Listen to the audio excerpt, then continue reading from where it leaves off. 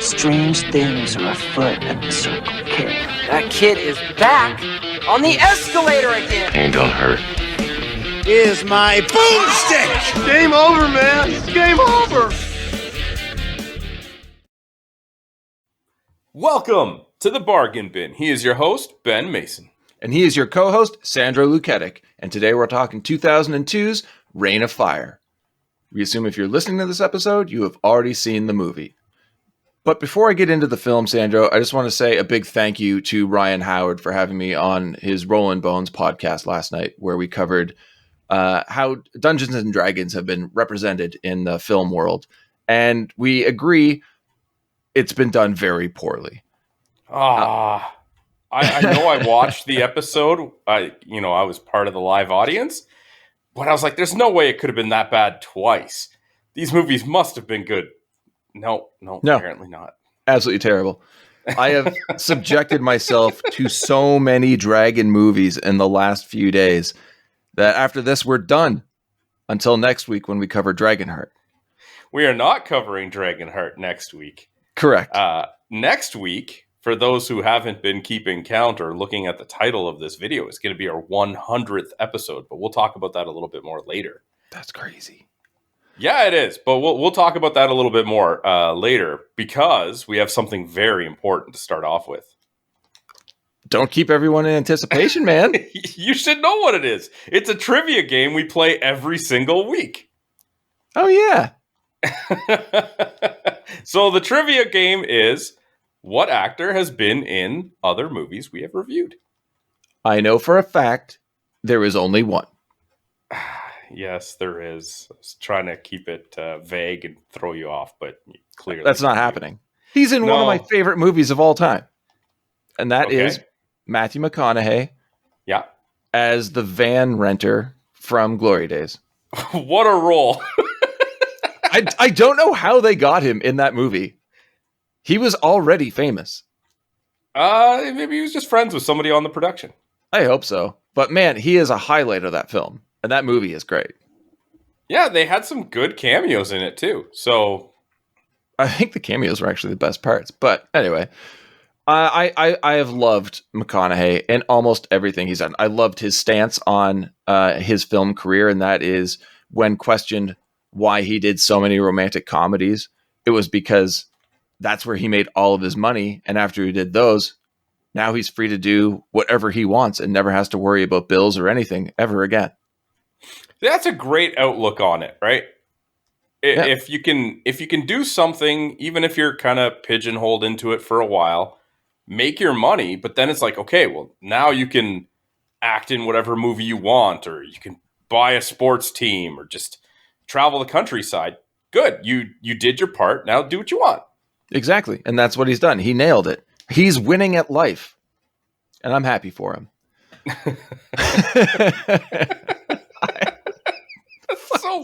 What does that mean? I don't know. Great start. Wonderful. All right, let's before we jump into this movie, I have to say I'm going to quiz you. What? Here's some trivia for you. It is not fair to just throw trivia at someone. Yeah, fucking remember that one. Which creative who worked on the film, not counting actors, worked on another movie that we've covered? You know I don't know these things. Okay, we'll go with director then.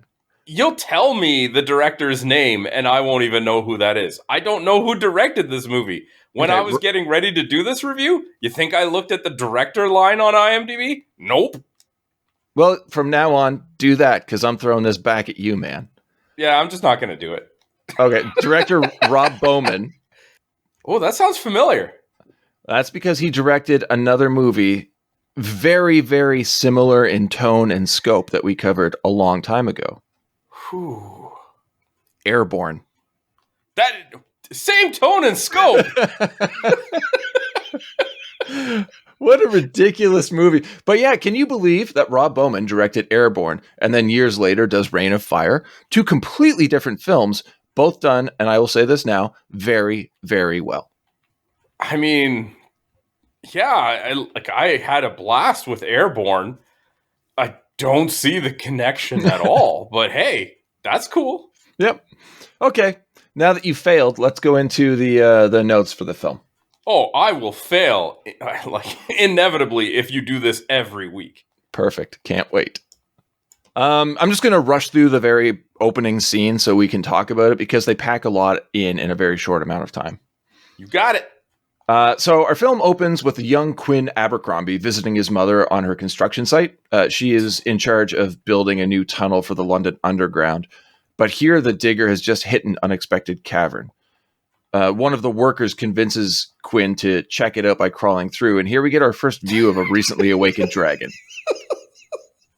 What happened now? I didn't want to interrupt because you said you wanted to go over the whole thing, but it's like, this worker is just like, hey, little child. Totally. Just go in there and fucking check it out. I mean, let's say there wasn't a dragon in there, because obviously nobody would have predicted that. But it's like, we just broke into this cavern. It could collapse. It could be bottomless. He crawls through a little rock wall and plummets to his death. Let's just send the kid in. Hey, have you seen Quinn? Huh? No. I hit a hole over here, though, so maybe we should put a turn in the tunnel and just ignore this area altogether. Definitely not a crime scene, I swear. By the way, it's also bottomless. Don't ask me how I know that. But that little kid screamed for a long time. Oh, wait, shit, I said too much. Sorry, I didn't mean to interrupt, but I just found it so ridiculous that they just literally throw the kid in there. It's the most unsafe thing you could have done. Well, it's a twofer here because the worker's like, hey, Quinn, why don't you go check it out? And Quinn's like, yeah, all right. Oh, yeah. Mikey, but I guess that's child wonder. Yeah. Mikey likes it. Falling to his death. Quinn runs away, Sandro, after encountering the dragon. With mild damage to his eyes, but several workers are immediately incinerated by dragon flame. Young Abercrombie and his mother try to flee in the site's elevator, but the dragon kills Quinn's mother during its escape. That's a lot happening in the very beginning. And this is only a few minutes. Yeah, it's a lot. So question for you, right off the bat. Yeah. What year does this take place in? I mean, it feels like this would have been current day. Yeah, I feel if they don't tell you right off the bat, it's expected to be modern day. So the film comes out in 2002. We'll assume it's 2001, 2002. Well, yeah, because it's not like they're using any sort of futuristic digging equipment or techniques. So I would think that it would just be generic modern day. Yeah, exactly. Or current day or whatever you want to call it. But the trailer for the film tells us that the majority of the movie takes place in 2084. It does not. It's 2020. That's fine. We'll get to it a little bit later, but I just find it weird that we're led to believe our potential protagonist is rather old when we get to the main story. Yeah, I'm not buying that. I didn't buy the sense of community between the workers and Quinn. Well, the workers just love the kid. Yeah, I get that, but it just, I don't know. I found it strange that a child would be on a construction site and like an excavation site so frequently that everybody knows who he is and they're talking like they're best of friends. Well, yeah. Do you have any idea how many times he's saved their asses by going into a dangerous, unexplored cavern? I guess. They're so convinced in his ability, they don't even tie a rope to him anymore. Yeah, my last promotion was almost entirely due to this kid. Also, why does the dragon spit on him? I think it's more of just a warning. Like, get the fuck out of here, kid. Why? I don't know, because he immediately burns everybody else. Yeah, you would think that he would be just like... Well, the dragon's been sleeping for how long? I think they... Millions of years. Yeah, you'd think he'd be hungry or something. It's like, I don't care if this is a kid. I'm not warning him. I'm just going to eat him. They are so close together, too, that if that dragon just had a deep inhalation, the kid would have just flown into his mouth. Yeah, and they don't play it up at all. Like, later in the movie, he's like a blind protagonist who's got heightened senses, medieval Daredevil or anything like that. But it just happens. Yeah, and the dragon spits in his face, and his eyes are horribly irritated. They've gone bright red, and it's never really addressed. It's like he goes to the eye wash station with his mother, and then everything's fine afterwards. Yeah, like, was the whole point of that to just slow down their escape? Oh, we can't get out as quick because we got to wash his eyes out? Like, it just seemed like a pointless thing to try and add some tension to it. Oh, you want to talk pointless? What about the character development that doesn't go anywhere? Like the conversation between Quinn and his mother. Like, we find out that the parents have separated or divorced or something. They're estranged now. That Quinn missed out on a £3,000 or dollar, I'm not sure, per year scholarship. Doing what, we don't know. Why does he smell like smoke? That's just an odd question altogether. Yeah, because I feel like very little of this ever comes back into play. You could say, oh, he was a great student and he did, I don't know, agricultural engineering. Maybe later that could contribute to him building farmlands there. Brilliant. Maybe he went to school for something that has to do with his mom's excavating business. That's how they build an underground beneath the castle to have it. like a shelter. But like, they don't actually use the opening for anything that would actually help in the future. Other than maybe, oh, he's smart. That's why he got a scholarship. But like, yeah, that's a stretch. Is he smart though? Well, that's what I'm saying. Like, it's at least then if they did that, it would serve a purpose. Can you imagine? Like, we're meant to, I think, believe that because of some actions that he had taken that he lost out on the scholarship. But can you imagine it's just that he wasn't smart enough to get it? Okay, like, and we're like, that would line up more with his stubbornness later on in the film. It really is just a completely throwaway intro. But Agreed. At least the dragons look pretty darn good, in my opinion. And that's what I was going to ask you. What do you think of the design? Because probably, in my opinion, the best dragon I've seen in film so far. And that counts everything up until 2022. You'll have to refresh my memory. When was this movie made? 2002. I'd say for 2002, this is pretty darn good. It's fantastic. Yeah, so that's what I think about it. Strong start. Some problems that could have been omitted, and we wouldn't have lost any story. Well, I mean, but at this time we don't know because we're just watching it. I guess, yeah, we're like, all right, let's see where this goes. And then by the time the movie's over, you've already forgotten about all of that nonsense. Yep. But we cut to near future, 2020, voiceover by an older Quinn, now played by Christian Bale, writing a journal entry. It's a very lengthy entry, but it's, again, much more of a exposition dump. Sorry, I forgot the term. Basically just talking about how the dragon that we encountered at the beginning of the movie was the first that humans had seen. Nobody really knew how they spawned so quickly. They covered the planet, and all they did was just feed. I guess there were stories about how there may have been human encounters with them before, but over time they just kind of turned into mythical stories that you and I are familiar with.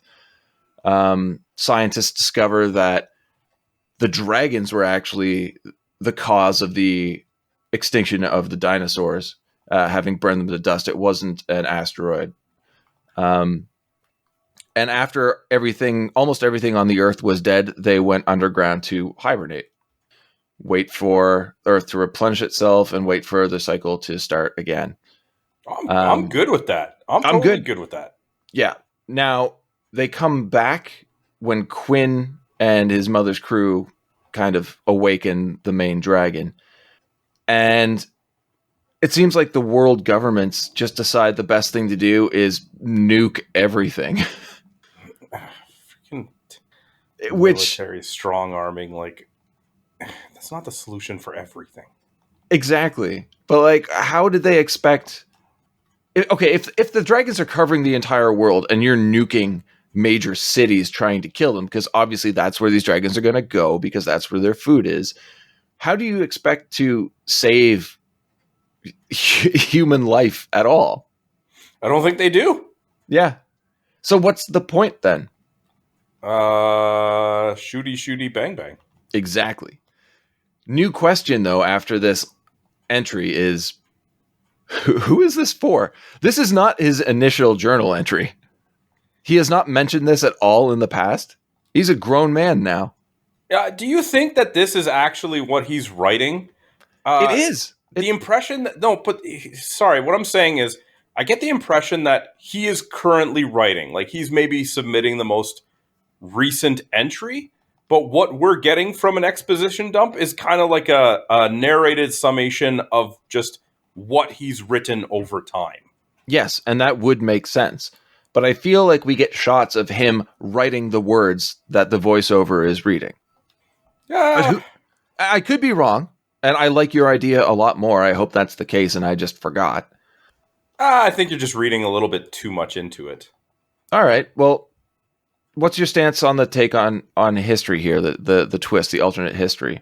I love that they use the dragons as what was the ultimate demise of the dinosaurs, because, I mean, when I think of, dragons from just like a fantasy standpoint, probably the closest comparison to what we would have actually had would have been dinosaurs. Yes. So having it where it's like, okay, dragons are maybe even like a distant relative of the dinosaurs, an evolved version of the dinosaurs, and they are the ultimate demise, I'm okay with that. Yeah, me too. And I have to say, too, that anybody listening that might criticize us on calling them dragons, we know they're not dragons, they're wyverns. They only have 2 legs and wings. Gotcha. I do like that this is a post-apocalyptic dragon film, though, because I have never seen that before. And I love post-apocalyptic films. Yeah, it's always fantasy medieval. If you want dragons, it's fantasy. Actually putting them into just a different scenario is very refreshing. It is. It is definitely a breath of fresh air. We're next in a mine where Quinn is warned that another survivor, Eddie, has rallied a small group of others to go and harvest their crops early. Okay. I'm not entirely against Eddie on this. Oh, I am. I get the statement that, the harvest won't matter and next year's crops won't matter if we starve to death before that. But I just feel like the communication in this place should have been a little bit better if they made it this far.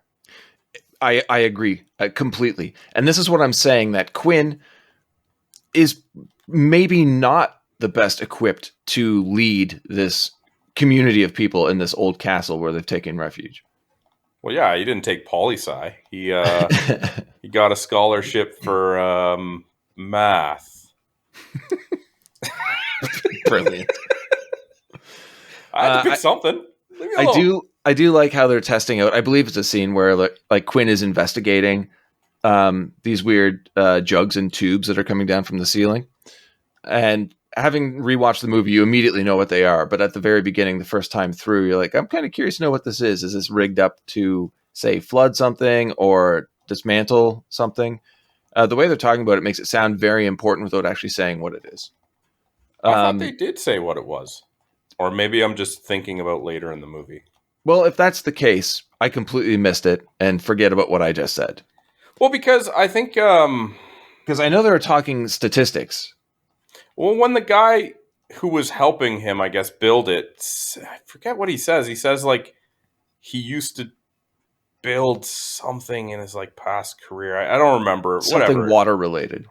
Yeah, like water pressure systems or something. I don't know. Yeah, I think you're right. Yeah. It's not a big deal. It really isn't. This is where we also learn that we're in Northumberland and the year is 2020, as stated before. And I do like the castle setting for this movie because it seems very apropos for a dragon film and kind of fun knowing that it's post-apocalyptic and we still get castle scenes. To me, it seems like such a bad idea. Why? Okay, the underground portion, that I get, all right? We need to hide, essentially. Even their little prayer that they do talks about digging deep and fast or whatever, right? Yes. But, like, if we're hiding from the dragons, we're living in a castle. The thing stands out like a sore thumb. What are you doing? There's no stealth here. I think that mainly because it's made of stone So that's not burning. I guess that's true. And if you're tunneling underground, that's fine. But that's their bunker where like they'll stay safe during an attack. I think that's probably the smartest because all of the other buildings have collapsed. So I don't know how this castle has stayed upright for how many hundreds of years. Or how a dragon hasn't just gone to investigate it by now. It also seems like part of a factory, which I find they built that after the fact. I don't know. It does look really old though, so I don't know. Maybe they like that had been done and then they just found it and set up camp there. But anyway, let's get back to Eddie and his logic for gathering the food early. Oh, right. We were on that part. To me, I think it seems like a horrible idea to basically kill off any further crops just to eat right now. Rationing makes the most sense to me. I like how Eddie drops that they haven't heard from other outposts in years. So to him, they're living on borrowed time. Which is fantastic world building in one line. But there's another line that Eddie has that really throws me off, and that is, this is a community, not a prison. That's a good line. Well, it is a good line, but if it's a community, why eat everybody else's food? Do you think that's going to go over well? Well, I don't think he's going to just eat it himself. I think he's going to harvest it for the community. Yes, but the assumption there is, I know what's best, and everybody will be happy that I've taken all of our food, condemning any potential future for us so that they can eat right now. I don't think everyone's going to agree that Eddie's plan is the best. I think the majority of people would disagree with him. Well, I mean, obviously, if it was a community or a democracy per se, then maybe he should have been doing a vote. Exactly. It's like, you can't just decide what everyone's going to do, so I'm going to decide what everyone's going to do. Oh, I mean, that another character does that exact thing later in the film. Yeah. Next, we get an intro to Creedy, played by Gerard Butler. Creedy is fantastic, man. Right? Who doesn't love Creedy? He's Quinn's best friend. He's probably the most uplifting character in the film. Just so much emotion. He's always looking out for everyone's best. He's trying to joke around, liven everybody's spirits. And that's exemplified in the next scene, because we cut to that night where Creedy and Quinn are acting out a play for the children before bed, and the kids are loving it. But what is the play that they're acting out? Star Wars. Yes, it's The Empire Strikes Back. They're acting out the fight scene at the end between Luke and Darth Vader. There's a really cute line from one of the kids, and I don't even remember what the reaction is, but one of the kids is like, "Did you write that to Christian Bale?" Oh, yeah, and he laughs and goes, "Of course I did." Yeah, I couldn't remember if he said he did or if he didn't, but I was just like, oh, man, like, it kind of does exemplify that these kids, pretty much, this is the only life they've known. Yes. But it is still very adorable. It really is. And even when Quinn fakes cutting off Creedy's hand for the scene, all the kids kind of gasp. And Creedy immediately notices how terrified they are, so he like pops his hand out of his sleeve to show that it's still there and he's fine. And everyone just kind of relaxes. Creedy's so lovable. He's the best. And then they ask the kids too, like, what do we want to do tomorrow night? And I think Lion King was one of the options. I don't remember what the other one was, but it's like these two not only have to like run this place essentially, but they're also like apparently nightly entertaining the kids. It seems to be that way, yeah. There's some stand-up guys right there. Yeah. And well, they've got to do something for these kids because all of these children, all they know is devastation and destruction. They're growing up in a world that is just rubble. So why not try and, entertain them since they have no knowledge of film or pop culture in general? Like, society doesn't exist. Media doesn't exist. Fun, for the most part, for these children does not exist. It's a life of fear. So knowing that these two friends come together and put on like short plays for the children to entertain them is so amazing and so heartwarming. In a movie about death, destruction, dragons, and post-apocalyptic society. Yeah, I'm all for it. Yeah, you gotta have hope for the future, right? It shows that Creedy and Quinn don't actually think that there is no hope, there is no future. Yeah, and you brought up prayer earlier, which for a lot of people is about hope and dedication. But the prayer here is basically how to survive if they spot a dragon. It's not really a prayer. It's more just like direction. It's stop, drop, and roll. Get under your desk, basically. Yeah. But this is that is their prayer to stay alive. Mm-hmm. Early the next morning, Eddie and crew follow through with their plan. It does not end well at all. But what really was the plan other than to harvest food, harvest the crops? What did they think was going to happen? Because they're all terrified. I don't know. This doesn't even make sense to me either. You didn't need to have it in there. What, to just show some turmoil in the compound? Because really the story can just pick up with the arrival of the army. Like, it's true.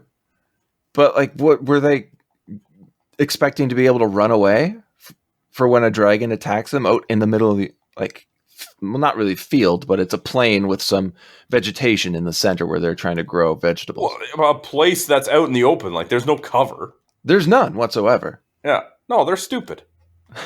Everybody's stupid in this movie. Well, in this one scene right now, everyone's double fucked because, yeah, Eddie and crew grab the food, but they're attacked by a dragon who chars most of them, but also destroys all of the food that Eddie didn't pick. Exactly. So they have no crops at all now. But the dragon attack looks fantastic. And I have to say, this is where the movie really starts feeling less of a fantasy film for me and a lot more of a horror film. Because it's terrifying. It actually gave me chills. Like, this dragon is unstoppable. And there's hundreds of them. Yeah, which we see later on is awesome. And I mean that in like the terrifying way, like to be in awe of. But first we get the rescue of Eddie and the others. And I really like the extraction technique. I'm not sure where they got these trucks, but there are trucks that they have armored and equipped with water hoses and sprinklers to cool off the exterior and stop the tires from melting if they're ever encountered by dragon fire. Are they smart or are they not smart? It is an engineering genius. I don't know. That Quinn really should have gone to university. Get that scholarship, boy. Yeah. A question for you. Where do you think they're getting the water from? Because they're using it as if they have an endless supply. I'm assuming there must be some lake or something nearby that we just don't see. I mean, I don't know if that's necessarily it's not important. Something we need to think about. Like, it could be that water is not absent. They probably have something that gathers rainwater. Maybe they have the ability to tap into some underground springs. Like, water doesn't seem to be scarce in the world. Yeah. Okay, we'll just move on then. Mm-hmm. Yeah. Some interesting dragon lore that the dragons don't eat people and vegetables and everything like that. They eat the ash of them once they've been burnt. That seems like a weird description or weird choice. Like, yeah, a weird element to throw in there, just eating ash instead of the actual whole person or animal or whatever. Mm-hmm. That night, over a drink with Creedy, Quinn starts to doubt himself as a leader. Yeah, I would too. I mean, he hasn't shown us any reason other than, like, you know, caring about people, which is obviously good. He hasn't really shown us that he has anything that makes him capable of being a leader. No. Outside of the desire to do so. Yeah, he has everyone's best interests in mind and in heart, but he's not really doing anything except yelling at people like Eddie. Mm-hmm. Voiceovers and magazine articles relay the events leading up to the destruction of civilization. And the way it's told really reminds me of a war film, which is cool, but we already know all of this, so why really bother? Further exposition. I don't know. Yeah. Chatter erupts over the radio, alerting the castle that there are people nearby. And a quick look through a telescope shows an approaching tank and other military vehicles. Alarms sound. Community readies themselves for combat with marauders. But they are not marauders. These are American soldiers referring to themselves as the Kentucky Irregulars, and they're led by a bald Matthew McConaughey playing Denton Van Zandt. He looks so badass in this. He looks like $1 million. Well, I don't Phenomenal. know if I'd say $1 million. I mean, $2 million. Okay. $3 million. $4 million. This man is fantastic. I will not hear otherwise. But like, again, we know he did a lot of romantic comedies and stuff like that. And by no means do I say, oh, he's a bad looking dude or anything, but I just didn't expect him to look this badass. Well, he's jacked.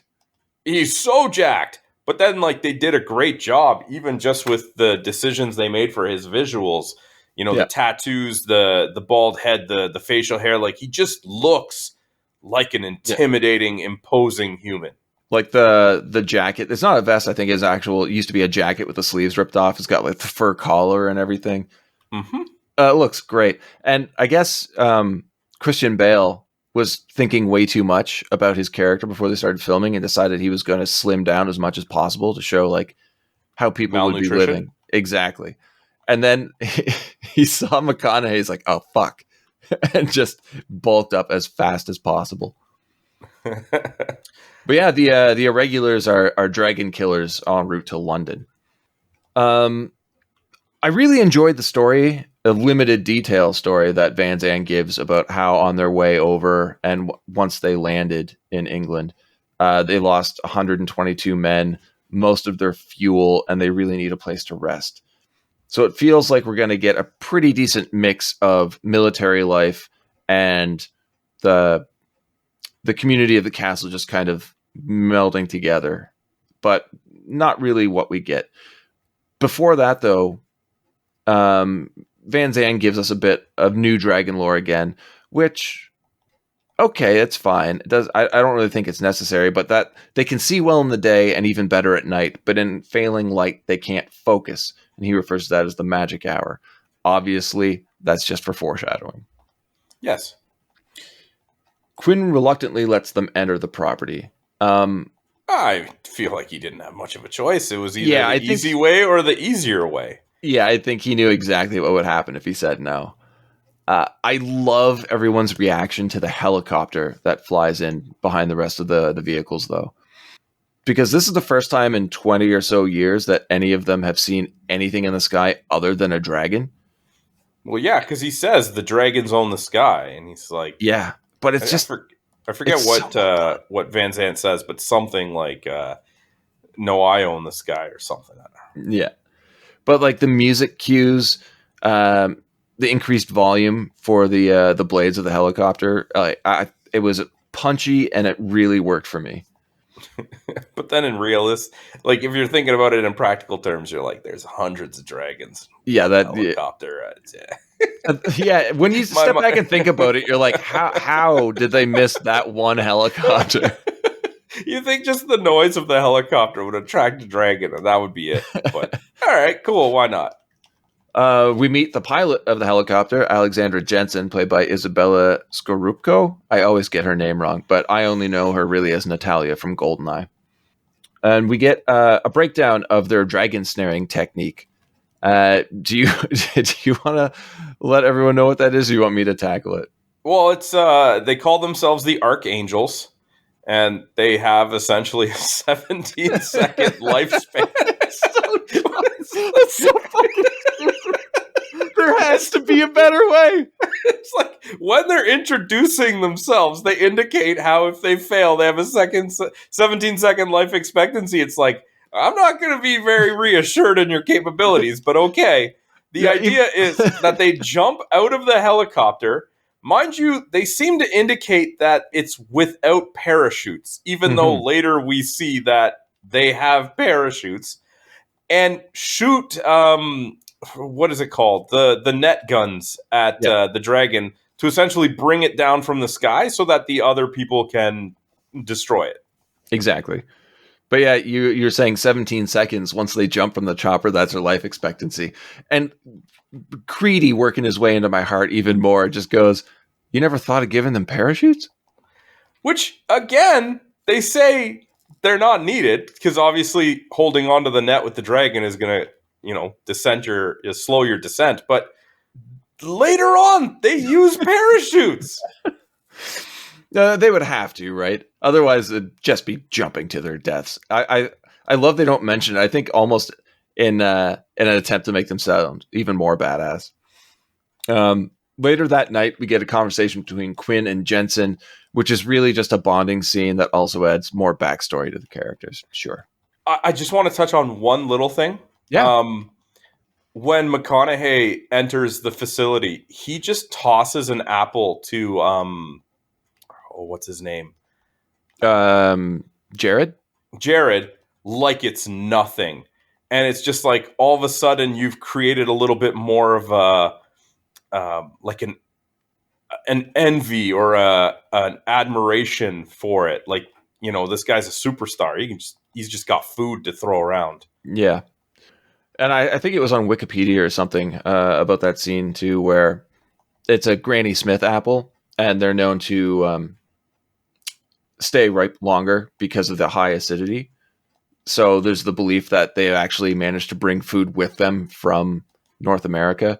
I don't know why that's important to the movie, but I didn't think about it from that standpoint so much as just like, right, food is so scarce, and yet here's a guy who can just freely toss us on. Oh, he must be doing something right. Exactly. And my thought is, if he's got an apple just to toss to the kid, they probably have a bunch more where that came from. So work with the irregulars. They've got food too. The dragon approaches again, and both parties work together in bringing it down. So we already have been told what the irregulars do to try and capture the dragon or snare the dragon. But it is actually really cool to see them do it. When it's successful. When it's successful, yes. I don't really get their 3D mapping triangulation techniques. I get it's to locate the dragon, but 3D mapping of the ground seems a little strange. Piscatella, one of the irregulars, is killed before setting up his what they call verticals. So Quinn jumps into action, and I have to ask right away, how does he know what he's doing? I got nothing, man. Exactly. It plot convenience. He just does. And what happens next is pure chaos, which I'm loving every second of. So the three irregulars jump from the chopper as per usual, but the cloud coverage obscures all sight. And I think why I love this the most is that it seems like a shark attack scene, but in the air. It stressed me out so much because you never know where it's going to come from because none of them can see where this dragon is. Yeah, because they didn't get the triangulation up. Which exactly. So they're track. I'm assuming movement or body heat when the actual vision is obscured by things like clouds. So they're all diving blind. Yeah, which is very scary for me. I feel like the first one didn't dive. He just fell out. He just kind of fell out. Yeah. Oh yeah, the dragon hits them and he just falls out. So the dragon again looks amazing. Yeah, so well done. And I think using all of like the cloud coverage allowed them to not have to do everything in such great detail, so they could focus on certain elements of the dragon's body and not have to worry about creating like a full-on representation of what it would look like. They trap the dragon's wings with nets, but the nets don't hold. One of the irregulars, Alvarez, eats shit hitting the ground. I love how they go to like the, I don't know, you call it a computer view, and you just see the blip just plummet and then gone. Yeah, flatline. Did he make it? He's fine. He's fine. Another one, Jefferson, just gets eaten. And the third, Gideon, collides with the dragon rolling down its body, but parachutes to safety. They don't use parachutes. That part bothered me so much. You know, Creedy's at the castle being like, I fucking knew it. Quinn acts as bait and leads the dragon to an insane Van Zandt. And seriously, McConaughey is going all out in this role. And I have my note right here. It just says, I feel like Matthew McConaughey is no stranger to cocaine. Oh, come on, that's not fair. That's fine. I don't judge him. I just told you, $4 million. I feel like McConaughey though is having a blast. It's almost like, for lack of a better term, like a coming out party. He's like, I've done so many romantic comedies. Yeah, This is just balls out action. Yeah. Well, Van Zandt shoots the dragon with a harpoon, sending it crashing into the ground, dead. That night, everyone celebrates with Creedy's shitty still whiskey and blaring Fire by Jimi Hendrix over the compound speakers. Fitting. Haha, I get it. Quick cut to the exterior of the castle, and this is what I love. Vehicles parking, the chopper coming in for a landing, and the shot of the castle all lit up. One of my favorite shots in the entire movie. I don't even know how to describe why I like it so much, but it looks so fucking good. There's that, like, the cheering in the background of victory, the presentation of like all of the vehicles and weaponry they use to win the day. In a world where hope and happiness is almost non-existent, we've got groups of people laughing and having what can only be described as the best time they've had probably in 20 years. Yeah. But yeah, like the color tones are perfect. The lighting's great. Camera angles are well thought out. The framing of that one shot in particular floored me. And I wanted to bring this up mainly because this is an early 2000s action movie. None of them look like this. And that's because of the cinematographer, Adrian Biddle.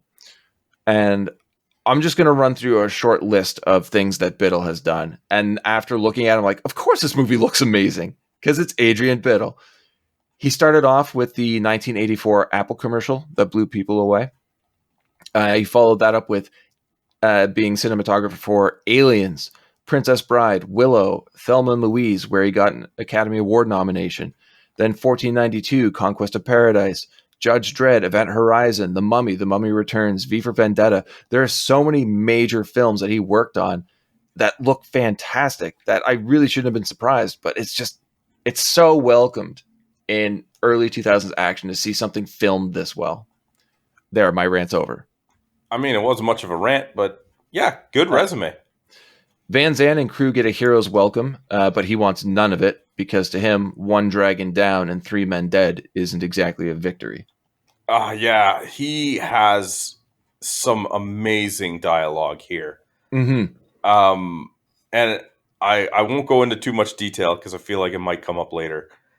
But I love how he's essentially giving them a hard time for celebrating. And he's like, yeah, 1 dragon down, only like, so many thousand left to go. It's by this way, we'll whittle them down in the next 3,000 years. Yeah, he doesn't have the happiest outlook, which then makes me wonder, because he fully does believe that this is a war he's not going to win. My question then is, why is he fighting it so hard? Why not take the Quinn approach? Is it just because he is in this movie, he is that one military character who just won't back down?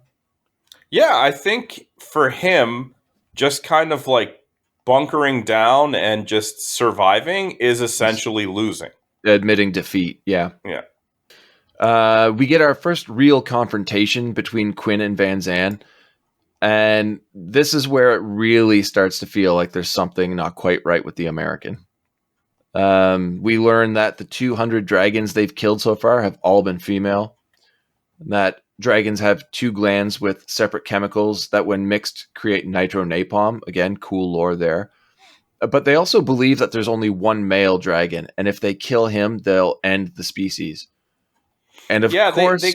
They compare it to some other animal that apparently, I guess they said some sort of fish or something. And like I think a beetle too.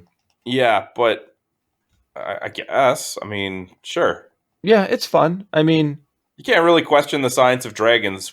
Exactly. There isn't any that's not fictional, so I'm cool with it. Where is the male dragon that they want to kill, Sandro? Well, Funny you should ask. It just happens to be the dragon that Quinn saw as a kid that supposedly just set up shop there and never left. Who saw that one coming? Everyone. Exactly. Van Zandt wants to recruit the castle folk. And I love this very quick 1-2 line of Quinn saying, "I'm trying to keep them alive." Van Zandt replying, "You're just letting them die slower." My reaction to this is, yeah, because that's what everybody's doing all the time. Living a long life is dying slower.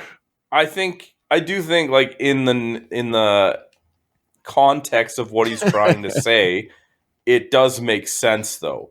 It right? does. Like, it's just when you look at the written word, you're like, that's just stupid. Yeah, but I definitely think he's trying to differentiate between, like, living and being alive. Yeah. That's actually pretty heavy for this film. But it's the next scene where I found it's probably the most chilling scene of the movie. And it's Van Zandt trying to get people at the castle to volunteer to join their ranks because he's down soldiers. But he gets annoyed that only 4 people do so. So to Van Zandt, now it's time to start drafting people. Mm-hmm. So then you get the idea that these American saviors with all of their military might who are coming and are willing to try and take down the dragons and save the castle dwellers, if you will, aren't nearly as good as you hoped they were or thought they were. And now they're kind of the lesser evil and are entirely likely to get you killed too if you try and help them. But what do you do? Do you hide as you have been, knowing that food is no longer plentiful? Or do you try and fight with these people who have lost almost their entire ranks doing what they're doing in little to no time? Yeah, I find that sometimes the best villains in movies are the ones that are doing something wrong, but for a good, like, for what in their minds they think is the right reason. Exactly. And Quinn and Van Zandt tussle here. And again, I don't think I've seen McConaughey looked so intimidating in any of his films. He beats the shit. He just beats the shit right out of him. And I love it too because the pilot is, I never remember names. Jensen, like, flat out says, like, he would have killed you, right? Mm-hmm. And you can't feel if you're gonna do what he's gonna do, right?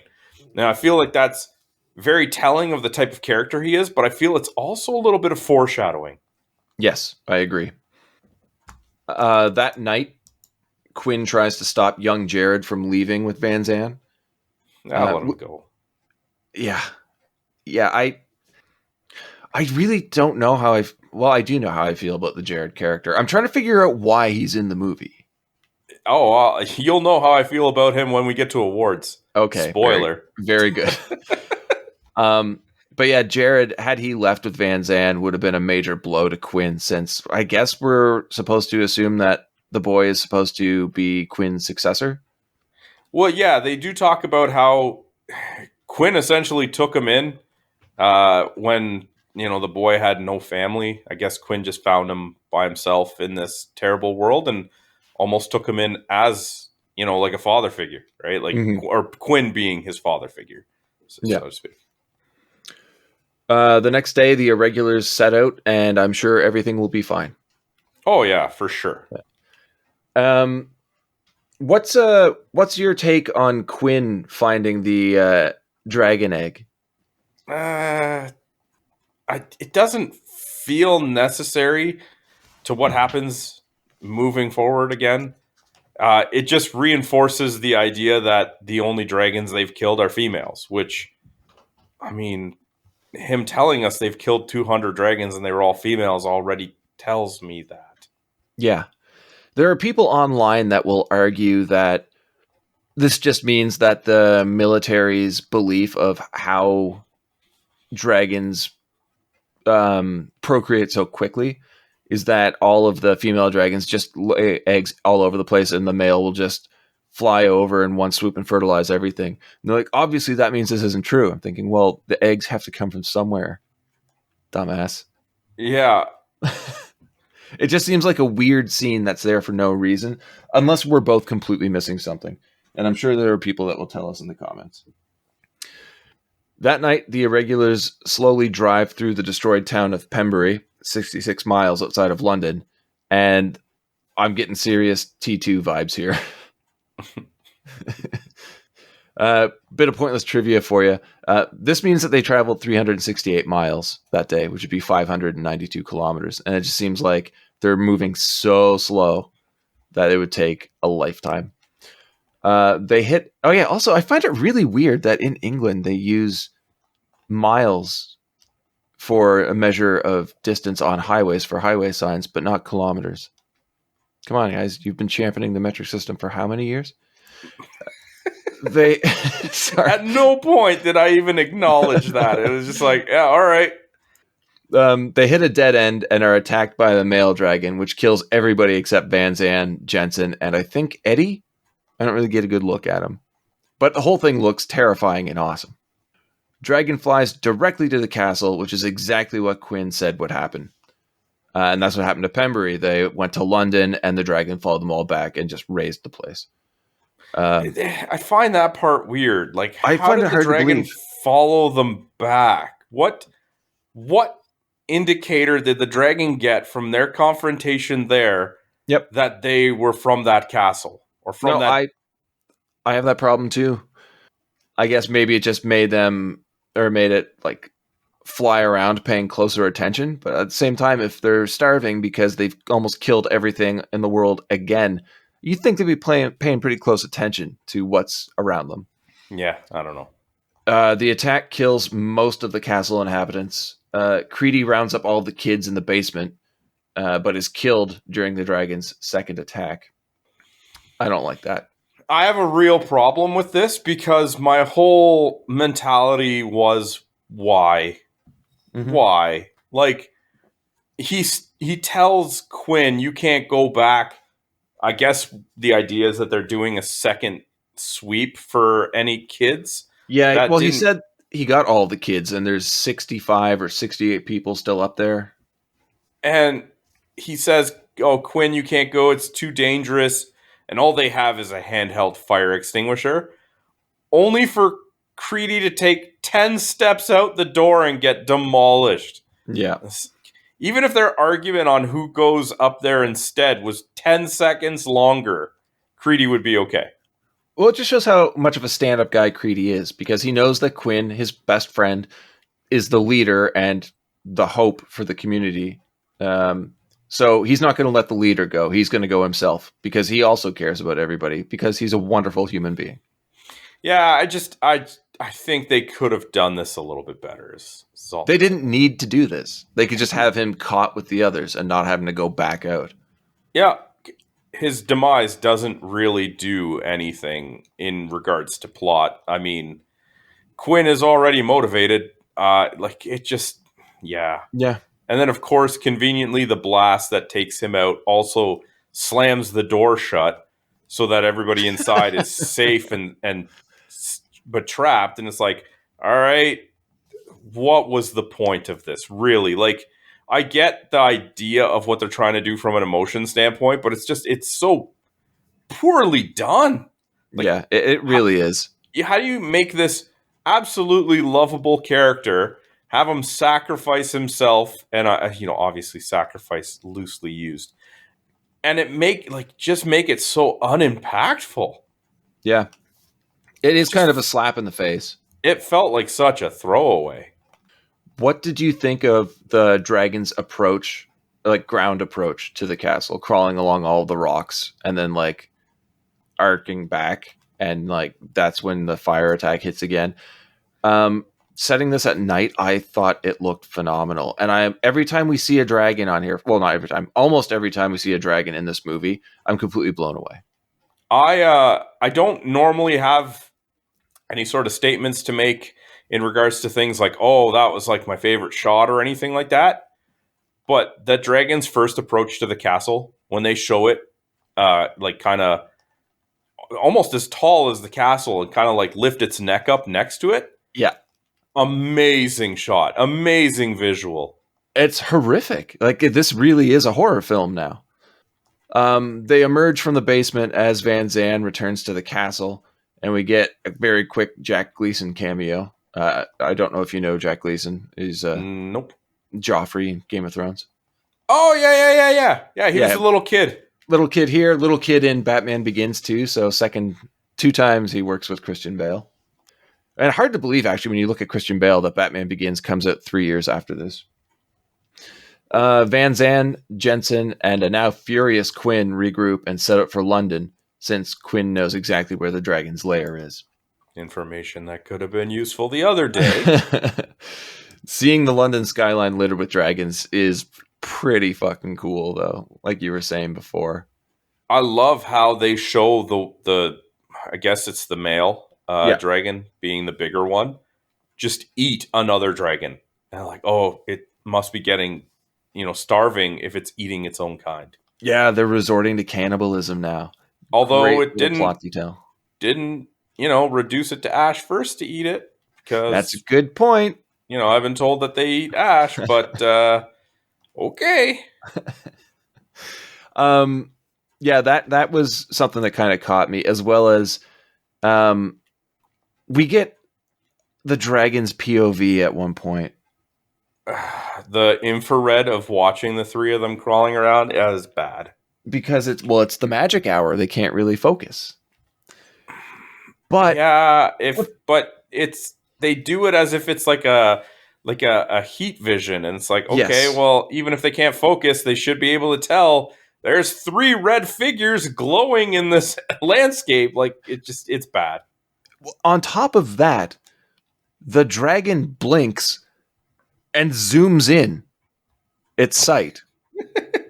Like, you've done so well up until this point. Why would you ruin it with that? It immediately snapped me out of the movie. There's some rough edges, I guess is the word I'm looking for, in this movie as a whole. It's not perfect, yes, I will give it that, but that's really bad, man. Mm-hmm. At this whole time, though, I was starting to think, like, you think that the dragons are edible? That's a good question. If they killed 200 dragons, I never fucking thought of that.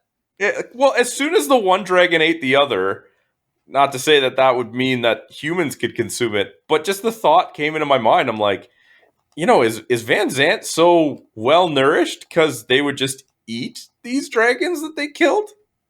Seems wasteful not to try. Yeah, really. Unless it's poison to you, but could be poison. One thing I also thought about too that they don't cover, and honestly, it's completely unimportant. But I'm like, once you down that dragon, I'll probably be grabbing some scales, just for like armor of some sort. Because if bullets do nothing to them, probably help you out in the field. That's another thing that I always wonder. It's like, you've killed 200 dragons. You know that your weaponry is pretty much useless against it. Yet you still carry around weapons. Especially, like, what's Van Zandt going to do with that axe? We haven't mentioned the axe at all. The man carries around this giant, like, battle axe of sorts. But why? That's what I literally just asked. I don't know. I mean, it looks fantastic. And we do see one action shot with it. I mean, I guess it's more of a totem. If there was, say, scenes where they fought some smaller wyvern, like, kid dragons. Oh, these are the lackeys. We're fighting the little ones before we get to the main course. Then yeah, okay, maybe the axe can chop down some of these smaller ones. But otherwise, it's like, all right, why do you got this? Yeah. Quinn leads them into the tunnels with great ease, I might add, even though the entire city's been destroyed, and leads them directly to the lair. Here we find Quinn encountering the destroyed elevator. I don't know why you're laughing. Because it's such a strong emotional trigger for him that stops him dead in his tracks for 3 seconds. Yeah, that is a little weird. It's like, But, like, if you're gonna make it where this is like some sort of paralyzing thing for him, come on, just a few more seconds. It's not gonna hurt you. Because really, in that duration, we get if I were to vocalize what the look is on his face, he's like, "Oh my god, this is the most horrible." What? Yeah, okay, I'm coming. Yeah, exactly. You could have even done something where, because there was some thoughts that maybe there was going to be a breath attack coming. They were kind of, I think it was Van Zandt was shooting like around corners to see if there would be any sort of response or anything like that. Where it's like, make it where something like that happens, and that snaps him out of it. It's like, oh, okay, Quinn, and it doesn't snap him out of it. But then it's like, oh, something goes crashing down. Now he has to shake himself out of it. Doesn't even have to be as big as like a breath attack. Could have been like some debris falls out of like from the sky or something, right? Yeah. But just because, again, I'm not trying to like diminish the emotional weight of it. It's just their treatment of it is so nonchalant. Well, if they're gonna make this heavy emotionally, all they leave us to do is assume that maybe the remains of his mother's corpse is in there, because they don't show us anything. He just sees the broken elevator and then has a quick moment to himself. Like, if you're going to put that in the story, make it impactful. Yes, that's exactly why I was laughing. I know, but well, speaking of laughing, the plan that they have, split up, draw the dragon out into the open, and take it out. It's a pretty bad plan. Yeah, I mean, sure, it sounds simple enough, though, right? My first reaction is, why? Why split up? Why is that ever a good idea? Van Zandt covers that, though. I had the exact same thought as you, but he does. I get that he covers it, but it still felt a little weak. We'll say. Yes, I agree. But yeah, like, splitting up so the dragon has to hit 3 of them individually as opposed to just striking all 3 down at once. I get it, but I just don't like this plan. No, it's a bad plan. Van Zandt injures the dragon, but is immediately eaten. See, and this is why I feel like that was a little bit of foreshadowing, because let's be honest, him jumping at that dragon off of the tower, it wasn't going to do anything. Yeah. And it just really feels like when the pilot was saying, to do what he's going to do, you can't feel like they kind of knew that he was going in on a suicide mission.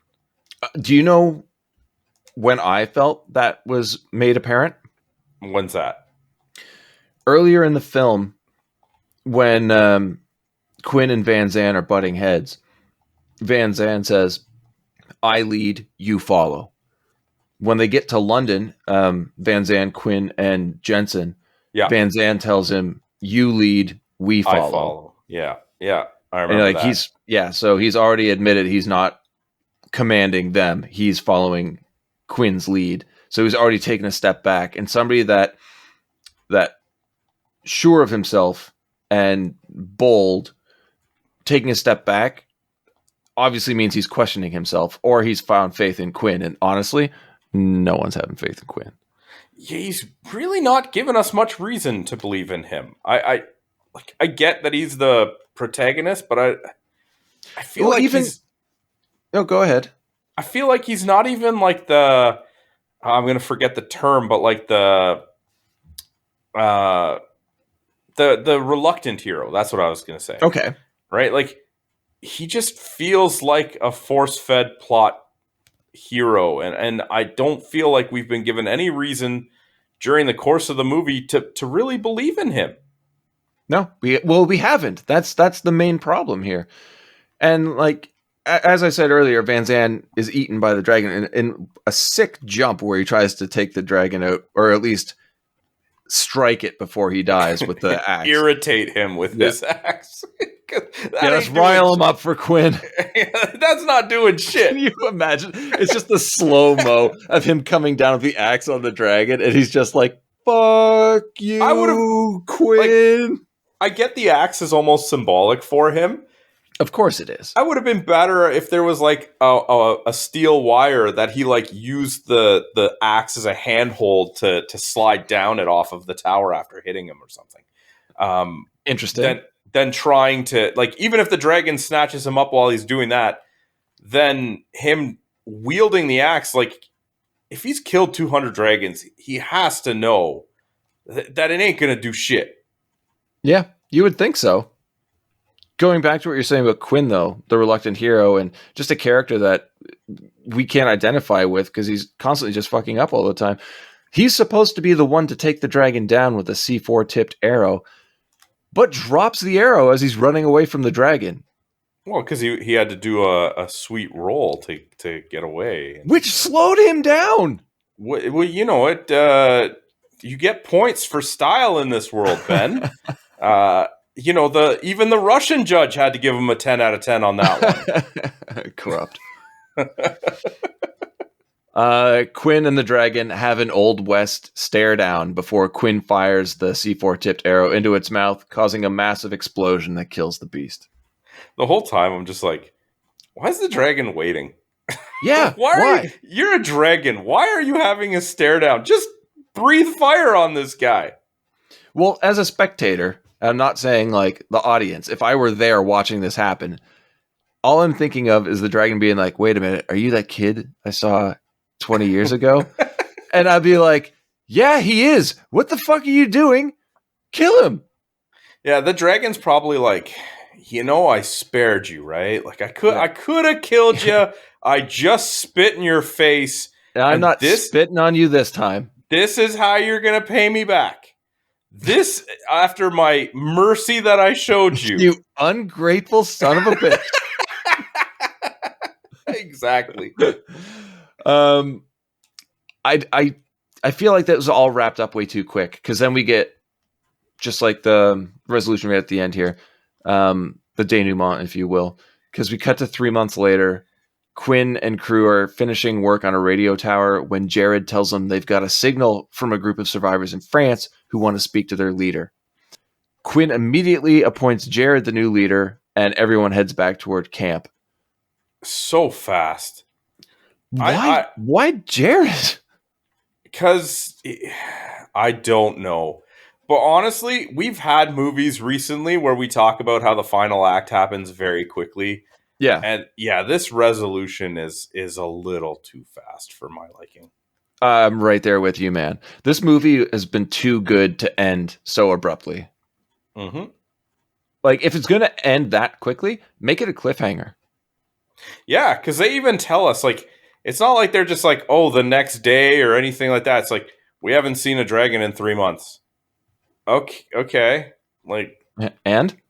You know, I would have been completely fine if the ending was after they defeated the dragon, because we know they set out the plot to us. It's like, okay, we take out the male dragon. Eventually, it'll kill off the race because they won't have anybody to.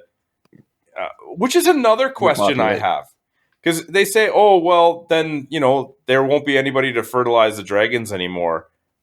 What happened to the thousands of female dragons? In 3 months, they're all gone? Well, they were already starving, right? Okay, I guess. But you'd think some of them in 3 months' time would still eat some humans. Yeah. Oh, I'm sure it's happened. Maybe they just didn't see it. Yeah, fair enough. All right.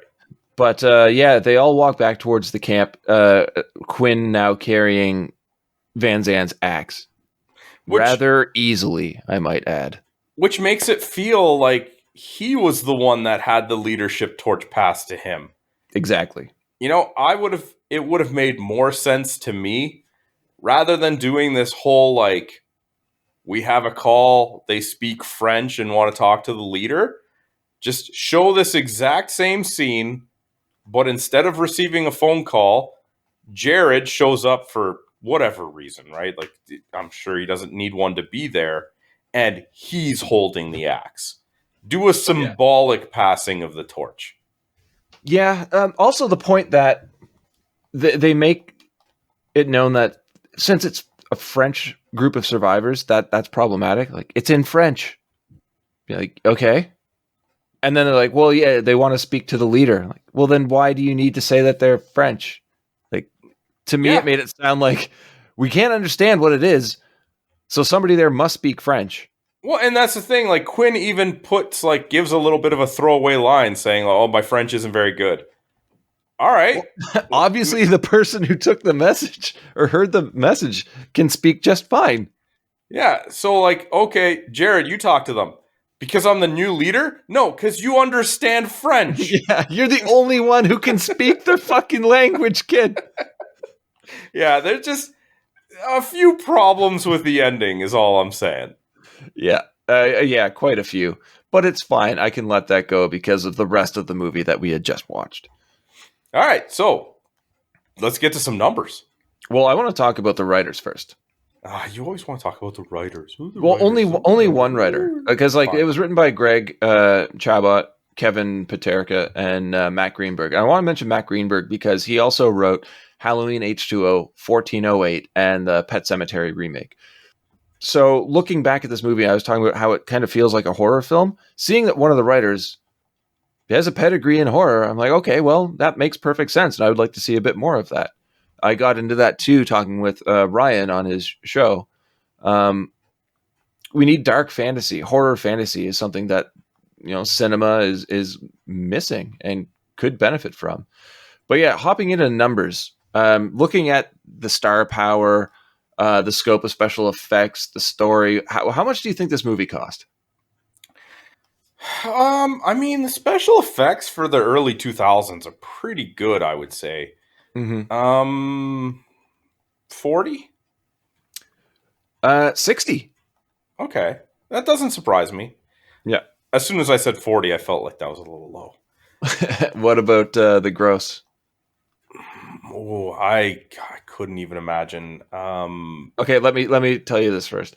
It opened the same weekend as Road to Perdition, a movie I don't think you know, but also Men in Black 2. Oh, I'm going to say then that it made 40. 82.2. Not bad. Not bad. Yeah, not a smash hit or anything. Yeah, not enough to say, oh, we need to make a sequel. Which I really wish they did. I would have watched it. Yeah, me too. Ratings. What do you think, people over at IMDb, the most reliable source of film information? What do you think these people gave it? I'm going to say it's like a solid 6, maybe 6.5. In between there, man. Yeah, it's a 6.2. A bit of a different story, switching over to Rotten Tomatoes, which is a little bit more believable. That is until recently when you found out that Amazon's been fudging their scores. But what do you think critics gave this back in 2002? I feel like that's where the biggest issue was going to be. I'd say the critics probably were not very positive on it. 42. Nailed it. Really? Yeah, 42%.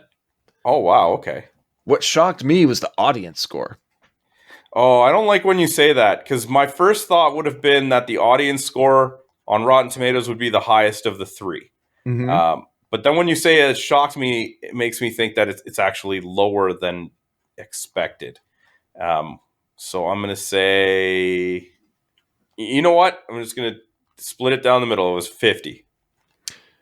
You're 1 point off. It was 49%.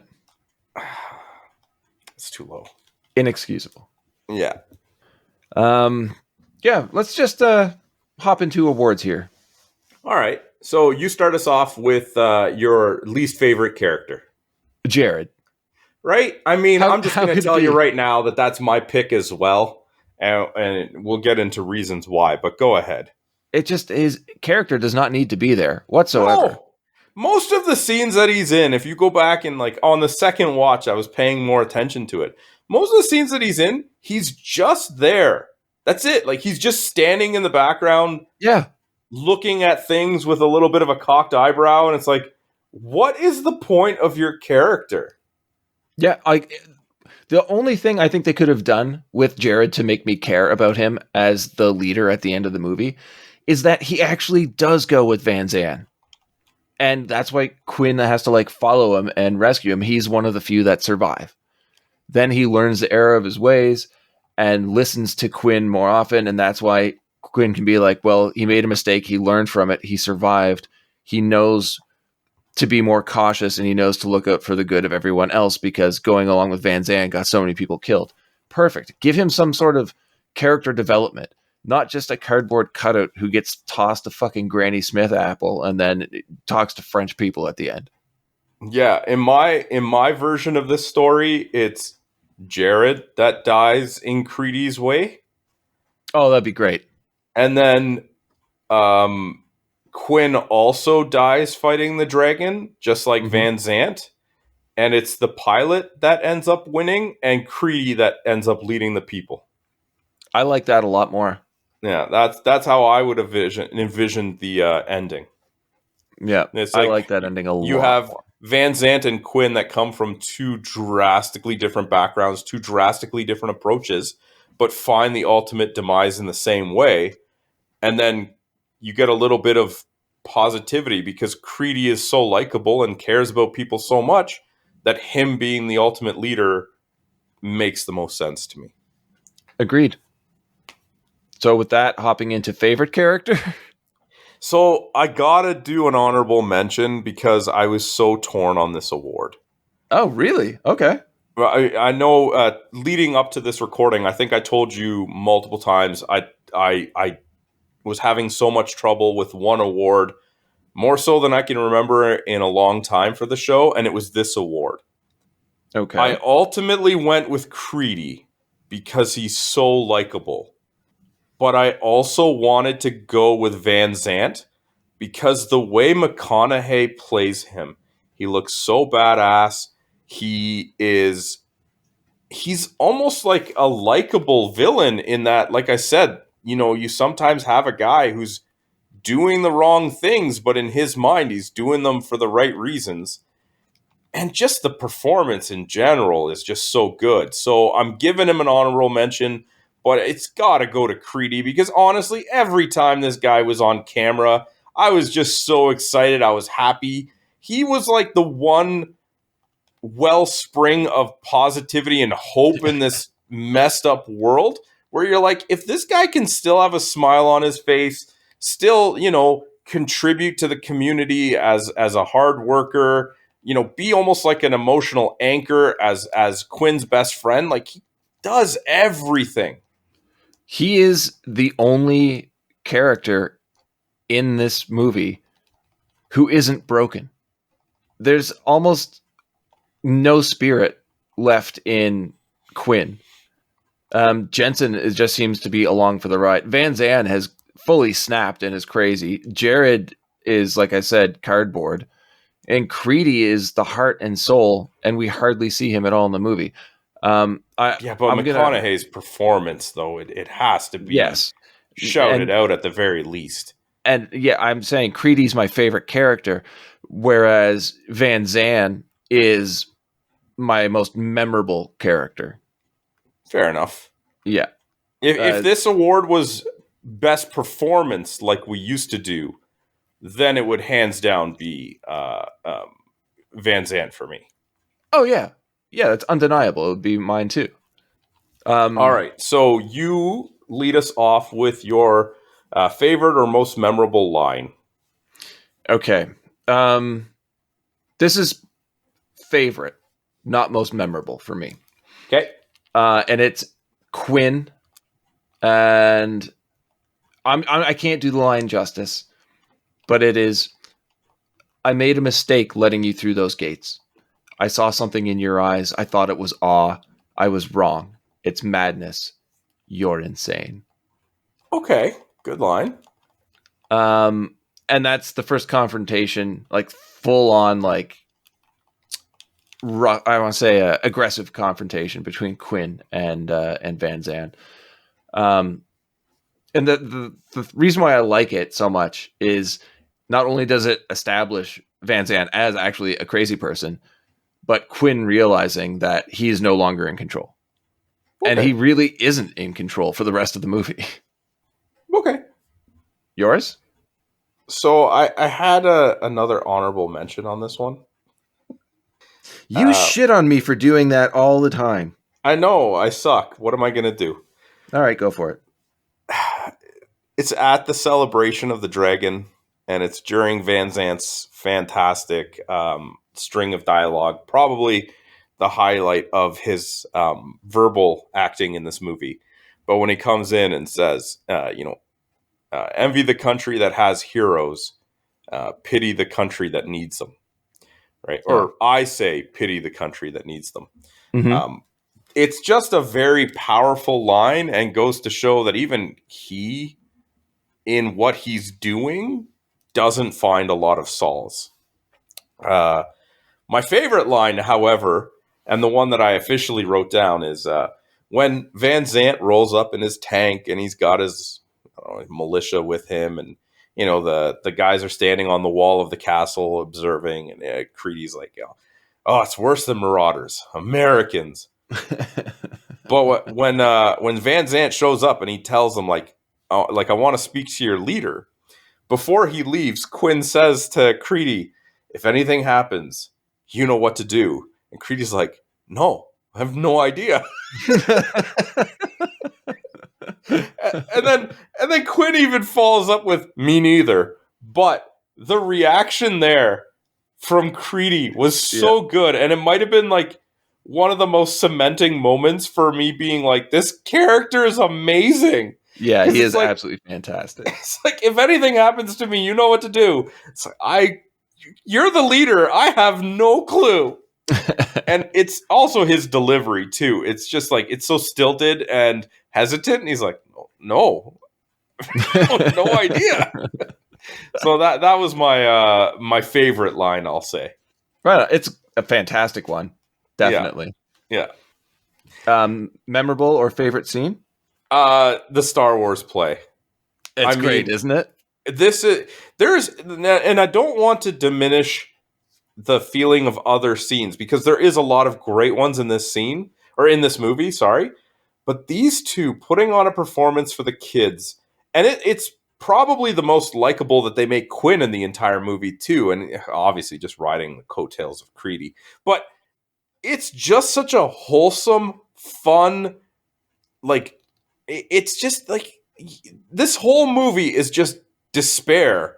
And you get this one scene that's just pure and happy and hopeful. I loved it. Yeah. There's not much more I can say about that. It's my favorite scene too, and most memorable scene. You summed it up very well. It's just, I don't know how that can't be the same for everyone. Yeah. It's just such a joy to watch. All right. So with that being said, why don't we get to our just kind of closing thoughts, final thoughts on Reign of Fire, Ben? I love this movie. Mm-hmm. I did not want to watch another goddamn dragon movie.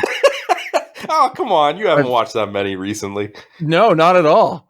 I had seen the movie before and I remember liking it, but I was so dragoned out, man. So I didn't want to watch it. And as it started, I realized that this isn't just your standard fantasy dragon film. It is actually a lot of fun. The acting is so good.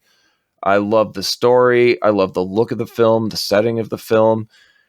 It never really drags at any point. And I actually found the movie engaging for the majority of it, except for the very end, which, I'll let go. But I can easily recommend this to anybody, whether it's fantasy fan, a horror fan, action fan, thriller, because there is suspense. There are thrills in the movie. And it's peppered with some decent comedy, mainly from Creedy, but it's just a really fun experience. And yeah, I really enjoyed watching this again, and I know I'm going to enjoy watching again in the future. I would recommend it to anyone. Yeah. You? So when I watch a movie for our reviews, I watch it a couple times. Mm-hmm. And this is one of the few times where it's like, I actually watch this movie ahead of, before. Yeah. And it's like, okay, it's very complimentary when I say a movie is just as good the second time. It's just as good as it was the first time. And I would be lying if I said that was the case with this movie. Because this is one of the rare instances where the movie got better with repeat viewings. Yeah. The first time that I watched the movie for this review, I remembered watching it before and I liked it. But I was like, kind of like you, I'm like, I don't want to watch it post-apocalyptic dragon movie. I remember it being okay, but whatever. And then when I was going to watch it the second time, I was excited for it, and I got more into it, and I got to observe these character traits that I enjoyed so much the first time around. Like, this movie is a lot better than it had any right to be. I agree. I think it's safe to say that this is one of the few major wins for movies that we've made each other watch. And I guess we didn't make each other watch this, but still. Oh, Tim just knocks it out of the park when he recommends movies to us. And we punish him all of the time. I don't understand it. I mean, I'm not complaining. Thanks, Tim. But yeah, I'm not watching dragon movies for a while. And even if I had to, I highly doubt that they would top this. Awesome. So that was our thoughts on Reign of Fire. If you guys want to share your thoughts with us, you can hit us up on social media. We are on Twitter at BS Bargain Bin, Facebook.com/BS Bargain Bin, BSBargainBin.com, and of course, the ever useful comment section in the YouTube videos. Don't forget that on BS Bargain Bin, we also do have a link to our merchandise. There are some sweet t-shirts available. You can also get them on notebooks, mugs, things like that. Actually been very surprised with their popularity thus far, so appreciate that. Keep it up. Thank you. Ben. Yeah. As we alluded to earlier, next week is our 100th episode. Yes. It's a little surprising we made it this far. Yeah, you could say that. That being said, I have to imagine that we're going to go all out for it and just do the greatest movie of all time. Don't put that on me. Well, yeah, because you pick the movies, right? And I want to make sure that if it's not the greatest movie of all time, people know who to blame. So no one's blaming me for this one. That being said, I can't hardly wait to hear what we're going to watch. Well, this is going to be a movie that I know you and I are going to be able to talk a lot about and laugh a lot about. And I enjoyed your pun because next week we were talking 1998's Can't Hardly Wait. You motherfucker.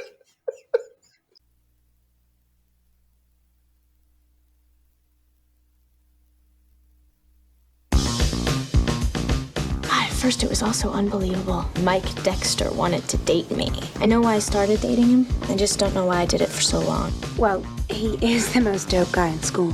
Yeah, and school's over.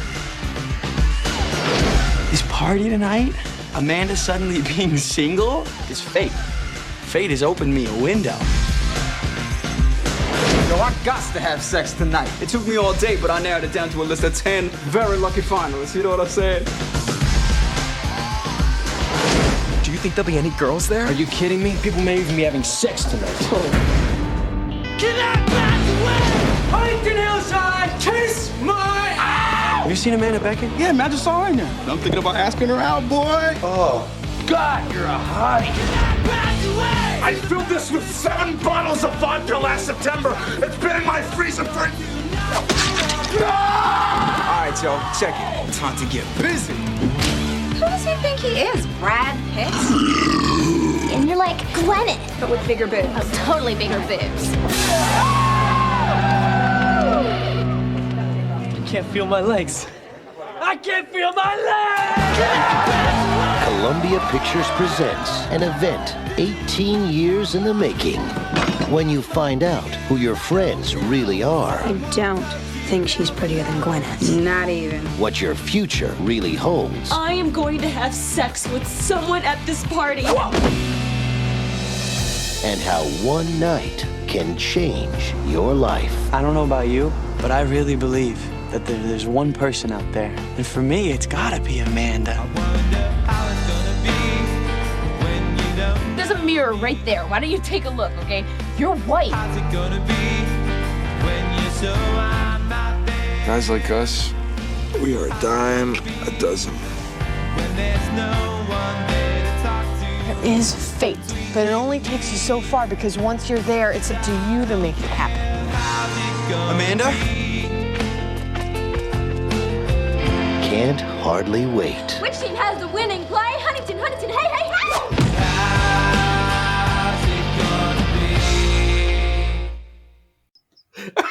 Until next week, Have a good one. All the best.